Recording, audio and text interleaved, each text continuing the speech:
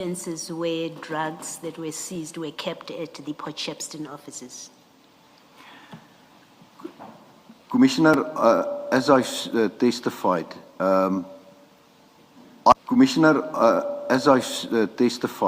I am not aware of any such, except for what I've seen at the Commission over TV, that apparently there was consignments of, or a consignment kept in that SAP 13 facility.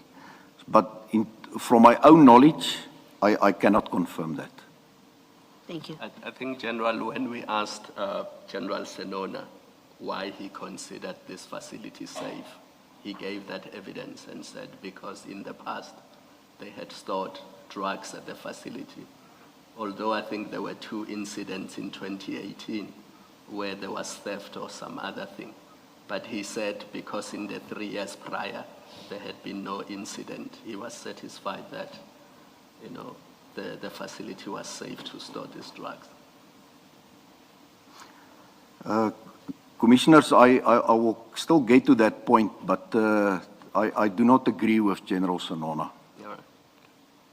Okay, before you go to the next section, in paragraphs 54, 55, and 57, you seem to be implying, without saying it, that there were improper motives for sending these drugs to the DPCI facility in Port Shepstone, because you are suggesting that there were other more suitable facilities, so you don't know why these drugs were not stored there.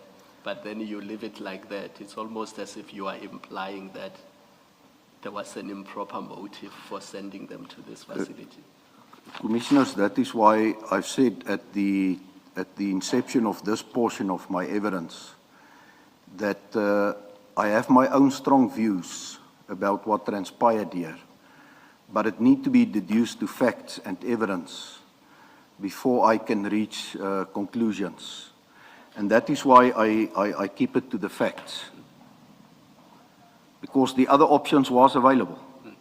And there's proof that those facilities, there was similar or even bigger drug seizures from Durban Harbour kept at that facilities without any problems in the past.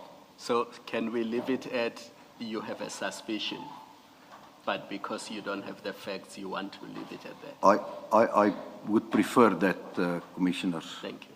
Thank you, sir. General, I'm going to refer to a few issues, 1, 2, 3, 4, 5, 6, 7, about 7 or so, which raise in my mind the following issues or questions. Was it purely a comedy of errors that so many things went wrong? Or is it so that perhaps right from the beginning, the idea was to eventually steal the drugs? Let me raise this. The evidence has touched on them already, but I just want to put them together to show that it's quite difficult to believe that in one case there would have been such a comedy of errors. The scene right at the beginning, the crime scene, as you gave details, was handled improperly or not according to prescripts. That's number one. Number two, although 16 months previously, 547 kilograms of Mandrex had been stored at Isipingo, all of a sudden 541 kgs of cocaine could not be stored there. Number three, as a result, the cocaine was taken to 8 DPCI storage in Port Shepstone. Number four, the cocaine was not stored at the Maiden Wharf, at Brighton Beach, at Umbilo or at Durban Central, the furthest of which is Durban Central, is only 24 kilometers from Isipingo. Fifth, there is no explanation why the Port Shepstone storage, which is 100 kilometers from Isipingo, was chosen.